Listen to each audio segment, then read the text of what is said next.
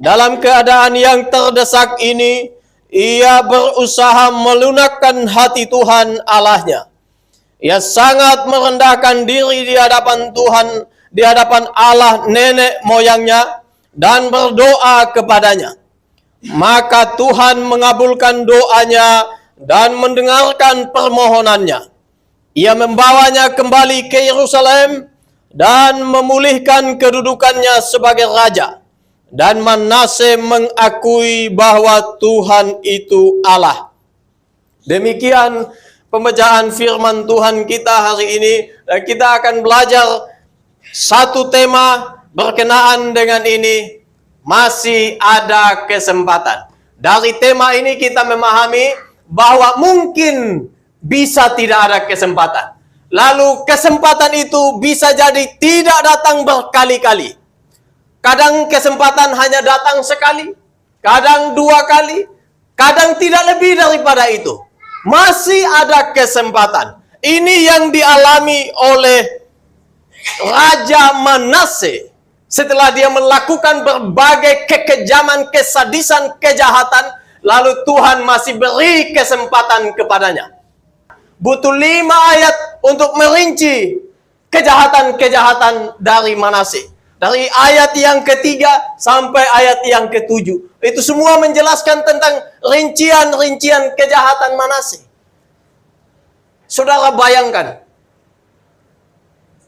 Bangsa yang dipilih oleh Tuhan. Raja yang juga berdasarkan garis keturunan Daud. Ditentukan untuk memerintah Yehuda. Tetapi meninggalkan Tuhan. Tidak peduli dengan Tuhan. Mengapa demikian? Saudara, teks kita menyampaikan kepada kita. Manase itu berkuasa di umur 12 tahun. Usia seperti itu adalah usia lulus SD hari ini. Anak-anak usia 12 tahun harusnya menghabiskan waktunya untuk bermain. Habiskan waktunya di dalam masa kanak-kanak. Mengeksplorasi semua kekuatan fisiknya. Mengembangkan pikirannya. Belajar banyak hal. Karena secara ilmu dia belum cukup. Emosi belum bisa dikendalikan. Karakter belum teruji. Tetapi dia sudah menjadi raja. Memimpin satu bangsa yang cukup besar. Ada 2 suku yang dia pimpin. Suku Yehuda dan Benyamin. Itu yang adalah Raja Israel Selatan setelah perpecahan. Bayangkan, usia 12 tahun. Usia lulus kelas 6. Sudah menjadi pemimpin. Dari berbagai sisi, kita bisa memahami sebenarnya Manase belum cukup untuk memimpin satu kerajaan Allah. Tetapi karena waktu itu sistemnya adalah monarki absolut. Kalau bapaknya meninggal, anaknya lanjutin. Tidak peduli usia anaknya masih kecil, sudah mumpuni, sudah qualified atau belum. Karena garis keturunan tadi itu. Maka Manase menjadi raja Yehuda. Di usia yang sangat muda, bahkan masih kanak-kanak. Maka di dalam usia yang belum cukup belajar, belum banyak pengalaman ini, dia banyak memutuskan dalam perjalanan selanjutnya, memutuskan hal-hal yang keji di hadapan Tuhan. Keji sekali. Bayangkan, bukit-bukit pengorbanan yang semula sudah dihancurkan oleh ayahnya Hizkia. Datang Manase, dia bangun kembali. Orang mempersembahkan korban di situ lagi. Dia membangun patung-patung Baal. Dia membuat patung-patung Asyera. Bukan sebagai seni, bukan. Kalau kita di sini mungkin ada ornamen, ada patung-patung sebagai bagian dari seni dan budaya, itu mungkin tidak masalah. Ini dibuat, setelah dibuat, lalu dia sembah-sembah. Dia ngajak penduduknya, ngajak rakyatnya untuk menyembah patung-patung itu. Dan itu adalah kekejian di mata Tuhan. Bahkan Tuhan bilang, di dalam hukum Taurat dibilang kepada Manase, kepada rakyatnya, kepada Israel waktu itu. Barang siapa yang menyembah berhala dan menjadi sebab dari orang lain menyembah berhala, orang itu harus mati. Lalu ini gimana? Siapa yang mau bunuh dia? Dia pemegang kekuasaan tertinggi, mutlak, absolut. Apa yang dia bilang, laksanakan. Perbuatan-perbuatan Manase disebandingkan, disejajarkan dengan perbuatan bangsa-bangsa yang sudah dihalau oleh Tuhan, oleh karena penyembahan berhala, oleh karena persundalan, kekejian, kekejaman yang tidak kenal Tuhan dan tidak punya belas kasihan. Itu mengerikan sekali. Dari seluruh raja Yehuda, Manase dijadikan kiblat untuk sosok yang begitu bengis, yang begitu jahat di mata Tuhan. Sehingga kalau ada raja yang datang kemudian akan dan berbuat jahat, akan dikatakan menurut perbuatan Manase, menurut dosa-dosa Manase. Tetapi tidak hanya sebatas di situ. Dia tidak puas belajar dan mengadopsi sistem penyembahan yang ada di Kanaan. Karena itu kan sebenarnya adalah penyembahan-penyembahan, praktek-praktek yang sudah ada sebelum Israel dan Yehuda ada. Dan Manase adopsi, dan pada akhirnya tidak tahu lagi mana kebenaran, mana yang tidak. Bahkan ketika dia melihat tentara langit, dikatakan bintang-bintang di langit, melihat matahari, bulan, lalu dia berpikir, Manase berpikir, wow, sesuatu yang ajaib. Maka dia buat patung, kemudian patung-patung itu, saudara, dia taruh di pelataran bait Allah, dia taruh di dalam lingkaran bait Allah, lalu dia sembah. Dia ajak orang lain juga sembah. Bayangkan, itu dari sisi spiritual dan keagamaan. Dari sisi yang lain, firman Tuhan juga mengatakan, Yerusalem itu dipenuhi dengan darah-darah orang yang tidak bersalah. Di dalam kepemimpinan dan kekuasaan Manase lah, Yesaya, nabi yang besar itu, dibunuh. Bunuhnya tidak main-main. Dibunuh dengan digergaji. Saudara bayangkan. Begitu keji orang ini. Begitu keji. Tetapi Tuhan memberikan kekuasaan kepadanya cukup lama, 55 tahun. Orang jahat kekuasaannya sejauh sebanyak itu. Tetapi Tuhan punya maksud memberi Manase pemerintahan selama itu. Dan dari semua itu kita bisa menangkap kesimpulan dari ayat yang kita baca tadi. Tuhan beri kesempatan Manase untuk bertobat. Kalau dalam pikiran manusia, maunya yang jahat cepat dibunuh, cepat dibinasakan, supaya kejahatannya tidak merajalela. Itu kita manusia. Ketika kejahatan begitu merajalela, kapan orang ini ya? Wah, kalau doanya begitu Tuhan tidak pernah ajar kita. Tapi hati kadang panas. Kok ini orang jahat kok makin berlimpah ya? Jahat begitu bengis, tapi kok dia dikenal di mana-mana ya? Kejahatannya begitu mengerikan, tetapi biasa-biasa saja hidupnya. Bahkan berkelimpahan dalam finansial. Relasinya kuat, menggurita di mana-mana.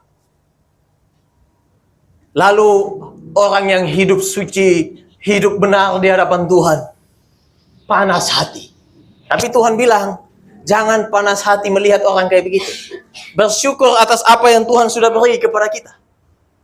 Dan kalau Tuhan beri kesempatan kepada orang yang jahat seperti itu, ada maksud Tuhan. Tuhan beri dia kesempatan. Intinya, supaya orang itu bisa bertobat, kembali kepada jalan benar, kepada kebenaran Tuhan. Dia mengenal Tuhan. Manase setelah berbuat dosa yang begitu mengerikan itu, kemudian Tuhan mengutus bangsa kafir yaitu Raja Asyur, panglima-penglimanya untuk datang serang Yerusalem dan menangkap Manase, lalu membuang Manase ke Babel.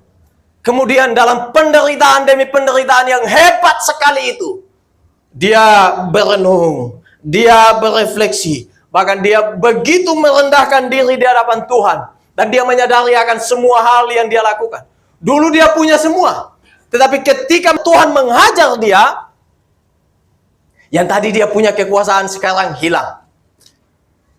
Dia punya kemewahan, privilege sebagai seorang raja yang absolut. Sekarang dia menjadi budak yang ditawan, bukan hanya ditawan, dirantai dengan tembaga. Karena kejahatannya. Karena kejahatannya. Hizkia diloloskan oleh Tuhan setelah berseru kepada Tuhan supaya Yerusalem tidak hancur. Tetapi datang anaknya tidak belajar dari peristiwa itu. Memang ini ironis sekali. Bapaknya dikenal sebagai reformator agama, sedangkan anaknya dikenal sebagai penjahat paling bengis. Dua sosok yang sangat berbeda, tetapi satu darah. Dan kita banyak belajar dari hal semacam ini. Mungkin bapak kita baik, tetapi kadang anak-anak kurang ajar. Bapak kita jahat, tapi anak lebih baik. Semua itu bergantung kepada siapa kita berkiblat dan berserah. Kalau kepada Tuhan, maka ini akan tertata dengan baik.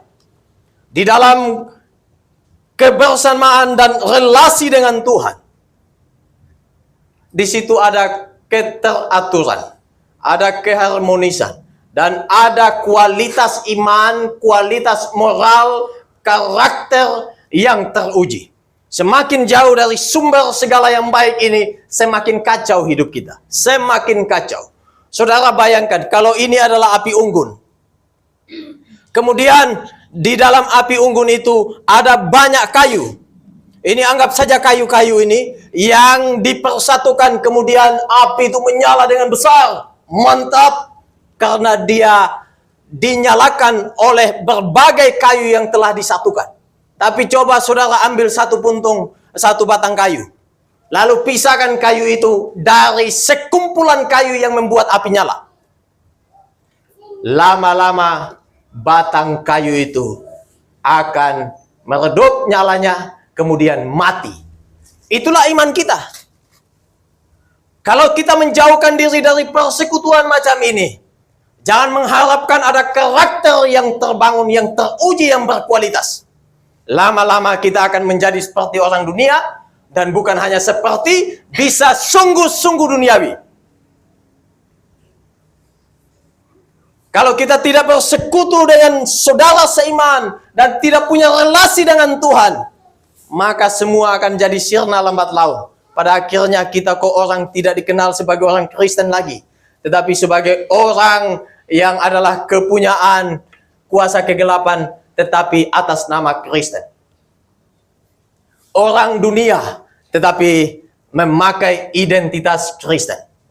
Itu sebab kita bisa mendengar, melihat, menyaksikan ada banyak hal-hal di luar sana yang membuat orang Kristen terjatuh, dan pada akhirnya nama Allah dicela, dihina, dan tidak dihiraukan.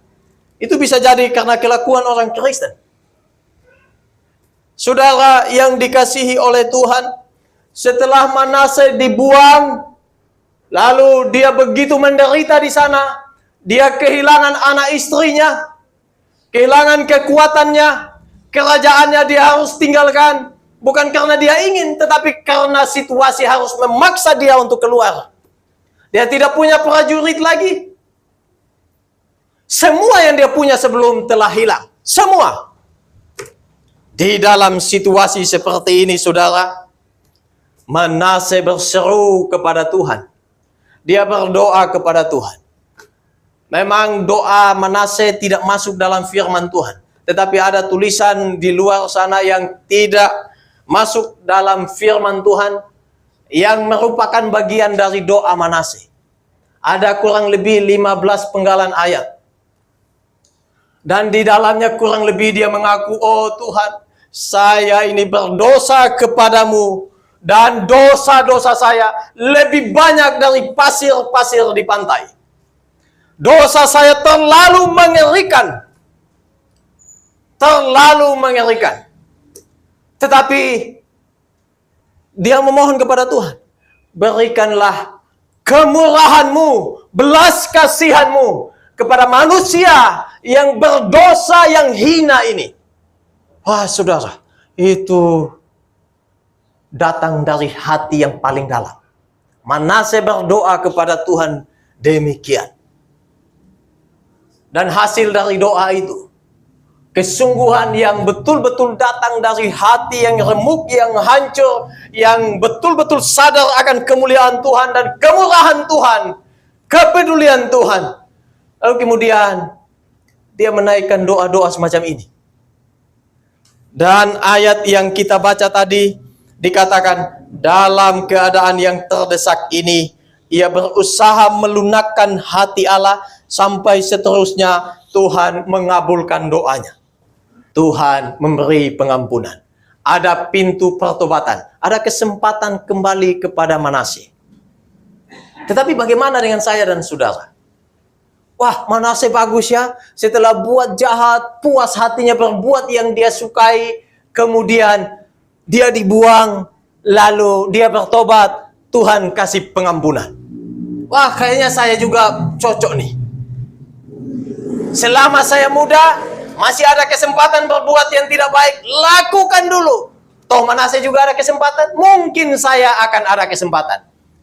Hati-hati, kita bukan Manase, kita bukan Daud, kita adalah kita seperti adanya. Di dalam firman Tuhan ada pula yang tidak mendapatkan kesempatan. Saul berdoa berkali-kali, memohon berkali-kali kepada Tuhan, dia tidak dapat kesempatan. Esau, dia hanya sekali menjual hak kesulungannya. Dia menangis berkali-kali memohon supaya dia dapatkan kesulungannya. Tidak ada kesempatan. Dan banyak hal, banyak kisah di dalam kitab suci yang sebenarnya juga tidak punya kesempatan. Tetapi hari ini secara spesifik kita belajar tentang pribadi yang mendapatkan kesempatan dari Tuhan. Dalam konteks budaya Yunani, kesempatan itu dianggapkan sebagai sesuatu yang begitu cepat, terlintas di depan mata kita, lalu dia semacam sekilat itu cepat hilang. Kalau tidak segera ditangkap, tidak mungkin dapat.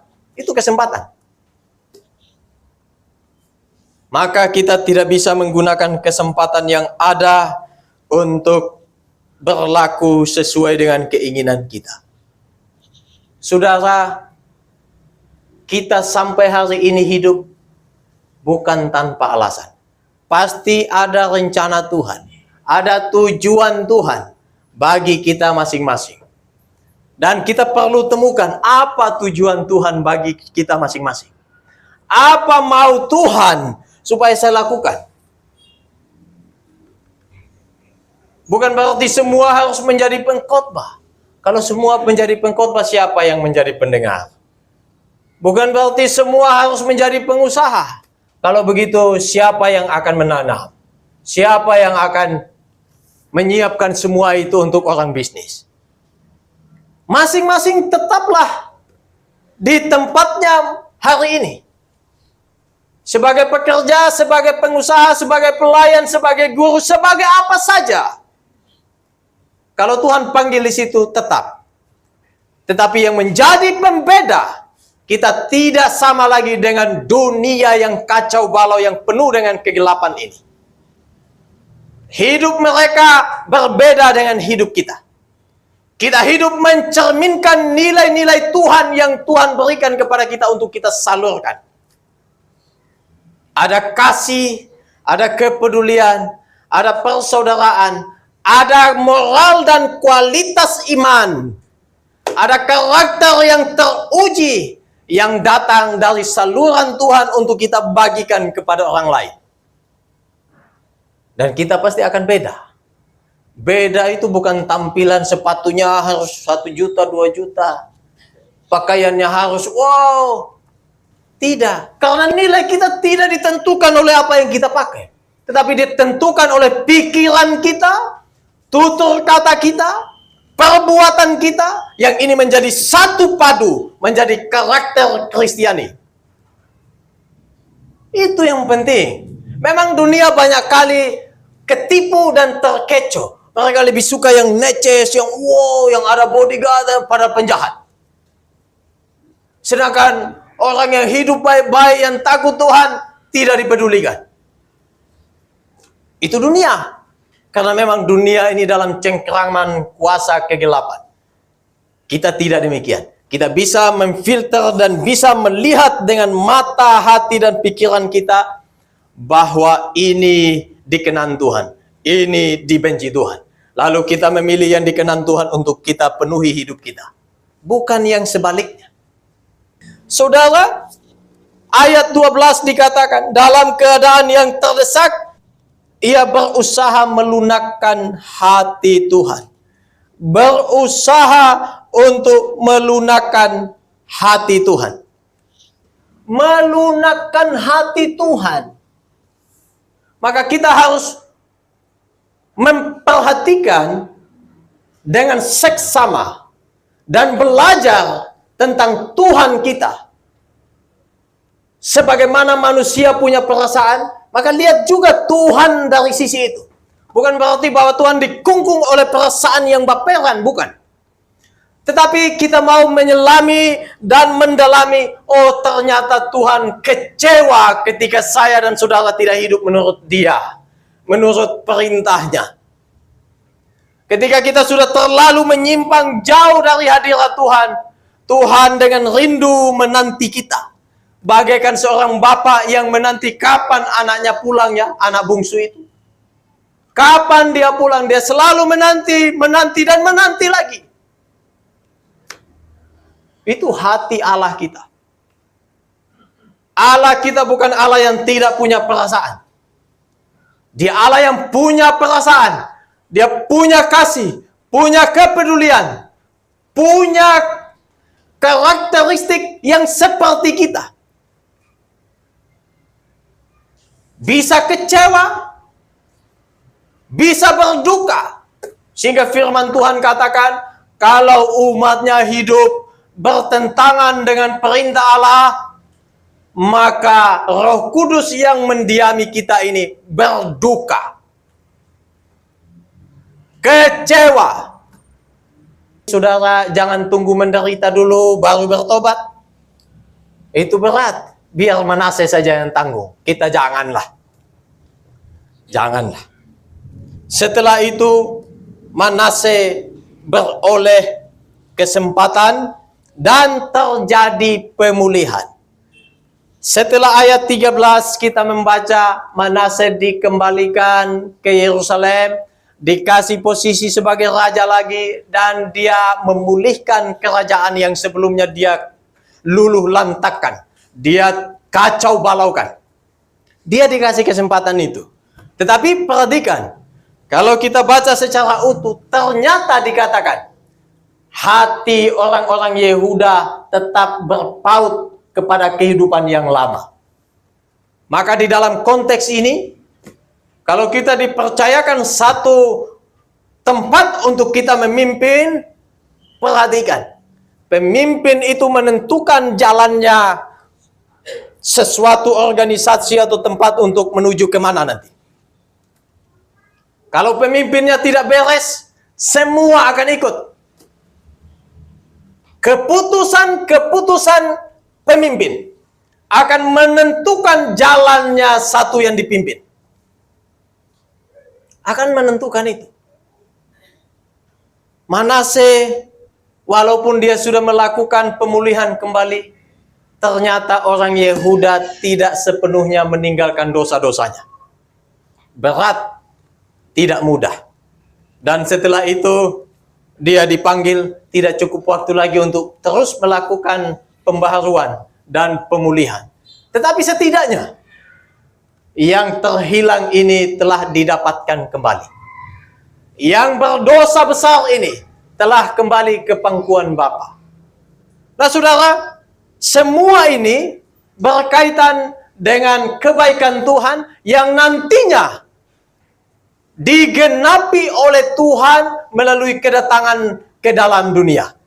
Sehingga dari sini kita belajar, Manase ada di sini, Kristus di sini, kita di sini. Manase mengarahkan matanya kepada Kristus yang akan datang dan pengampunan terjadi di sini. Sedangkan kita hari ini mengarahkan iman kita kepada Kristus yang sudah datang dan pengampunan kita, keselamatan kita, dasarnya ada di dalam Kristus yang sudah jadi manusia dan menghapus dosa-dosa umatnya, kemudian dia kembali ke surga dan akan datang lagi kedua kali. Tetapi kiblat kita ada di sini. Maka segala sesuatu yang kita lakukan hari ini harus selalu berpikir, ini diperkenan Tuhan atau tidak. Sesuai tidak dengan pikiran dan hati Tuhan. Karena dalam Kolose dikatakan kepada kita pasal 3 ayat 1. Kalau kita sudah dibangkitkan bersama-sama dengan Kristus, maka mari kita pikirkan perkara-perkara yang dari atas, di mana Kristus duduk di sebelah kanan Allah Bapa. Dan perkara-perkara itu, saudara, hal-hal itu adalah hal-hal rohani, hal-hal surgawi. Kita memang hidup di dunia, tetapi pikiran kita terkoneksi dengan yang di atas. Dan otomatis apa yang kita pikir itu muncul dalam tindakan. Lalu tindakan ini terus terakumulasi akan menjadi kebiasaan, menjadi habit kita. Lalu kebiasaan-kebiasaan ini lama-lama menjadi karakter kita. Karakter itu singkatnya kualitas moral kita. Nah kalau sudah seperti ini, maka betul-betul kemuliaan hanya bagi Tuhan. Contoh sederhana aja. Saudara kalau suka bangun pagi, tanpa alarm pun pasti akan bangun pagi besoknya. Tapi kalau tidak bisa bangun pagi, bangunnya sampai jam 11, jam 12, lalu besok mau bangun pagi, tanpa alarm saya pastikan tidak bisa bangun. Perlu dibiasakan ulang lagi. Oh harus pakai alarm. Bunyi alarm kadang, waduh masih ngantuk, matiin lagi. Tapi perlu kebiasaan baru lagi kan? Kita hidupin alarm lagi. Hari ini kok terganggu dengan alarm. Besok sudah mulai tidak lagi. Seterusnya, oh udah terbiasa. Pada akhirnya kita tidak perlu alarm lagi untuk bangun pagi. Nah kalau sudah menjadi seperti ini, akan menjadi kebiasaan. Kebiasaan ini membawa kita pada lifestyle kita kan? Gaya hidup kita yang seperti itu. Sama kalau mulut kita dipenuhi dengan hal-hal yang tidak baik, itu akan jadi kebiasaan. Kalau kita sering gosip, terus akan kayak begitu. Kecuali ada komitmen dalam pimpinan Tuhan, kita mau tinggalkan kebiasaan kayak gitu. Kalau kita suka baperan, itu akan terus kayak begitu. Kecuali kita terus belajar kepada Tuhan. Semua itu akan berjalan sesuai dengan kehidupan kita setiap hari. Tetapi kita bisa putuskan di dalam dan bersama Tuhan. Tidak ada yang mustahil bagi Tuhan. Yang mustahil itu pikiran kita, bukan Tuhan. Tuhan bisa mengubah kita. Lihat orang lain jalan di depan, dia tidak tegur kita, kita udah mulai baperan. Kenapa dia tidak tegur saya? Jangan-jangan saya ada salah sama dia. Padahal orang tidak ada pikir begitu, tapi kita udah jangan-jangan, wah sudah mulai terlalu panjang. Padahal tidak ada maksud begitu. Kenapa? Karena pikiran kita terlalu banyak diisi dengan sampah-sampah yang tidak perlu diisi sebenarnya. Bahkan firman Tuhan bilang, kalau engkau dihina sekalipun, jangan terpengaruhlah. Emas kan tidak mungkin luntur nilainya karena dia ada di tempat sampah kok. Tidak akan luntur nilainya. Sama kita begitu. Tergantung apa yang kita isi, yang kita penuhi dalam pikiran dan hati perasaan kita. Dan tentu kalau kita isi dengan nilai-nilai dari Tuhan, itu akan menguatkan kita. Menguatkan kita. Kita tidak peduli apa kata orang. Kalau itu berkenan kepada Tuhan dan dalam bijaksana Tuhan kita akan lakukan. Kebahagiaan kita tidak ditentukan oleh orang lain. Kemarin youth pergi nonton di bioskop, ada pesannya tentang budi pekerti itu. Bayangkan satu keluarga, kebahagiaannya ditentukan oleh netizen. Yang tidak pernah ketemu, tidak pernah lihat, tidak tahu kehidupan dalam rumah tangga. Ingatlah, yang paling dekat dengan kita, yang sering kita lihat, sering kita bicara dan bercengkrama, berbincang-bincang, sharing dengan kita, itu adalah suami kita, adalah istri kita, anak-anak kita, orang satu rumah. Jangan karena ini sosmed, ini barang, ini membuang semua nilai-nilai yang kita punya. Banyak kali begitu, saudara. Bukan tidak boleh kita pegang HP, nah. Bahkan di sini kalau kita tahu pakai, ini bisa menjadi jendela dunia. Di sini ada banyak hal yang kita dapatkan. Bukan kepoin sosmed dan status orang lain. Bukan. Nanti merasa kira-kira, oh itu tenaga saya atau tidak, nanti jadi baper lagi. Tidak. Saudara yang dikasihi Tuhan, mari kita sama-sama belajar dari Manase. Dan dari tema ini, masih ada kesempatan. Setidaknya kita pulang dengan membawa 3 hal. Yang pertama, ada pengampunan bagi pendosa besar. Kalau kita punya dosa yang begitu besar di masa lalu, atau yang kita pernah lakukan, ingatlah, bagi Tuhan, di hadapan Tuhan, Tuhan membuka pintu pengampunan. Dan ada pengampunan bagi orang yang paling hina, paling berdosa. Pendosa besar, ada kesempatan untuk masuk. Ada kesempatan untuk berrelasi dengan Allah yang Maha Kudus itu.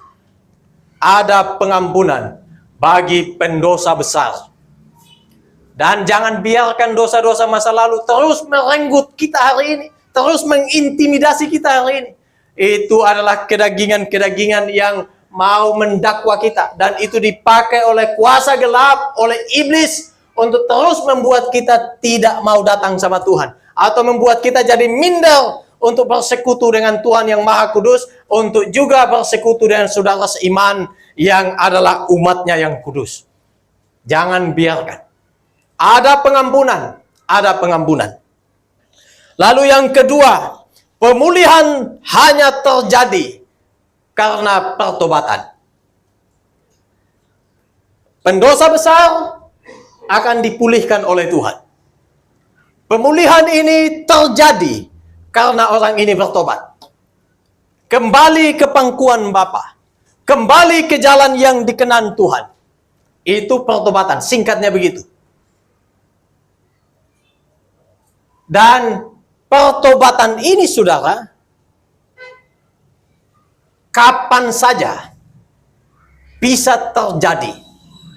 Ketika dengar firman Tuhan ini, kalau ada sesuatu yang harus kita selesaikan, kita selesaikan.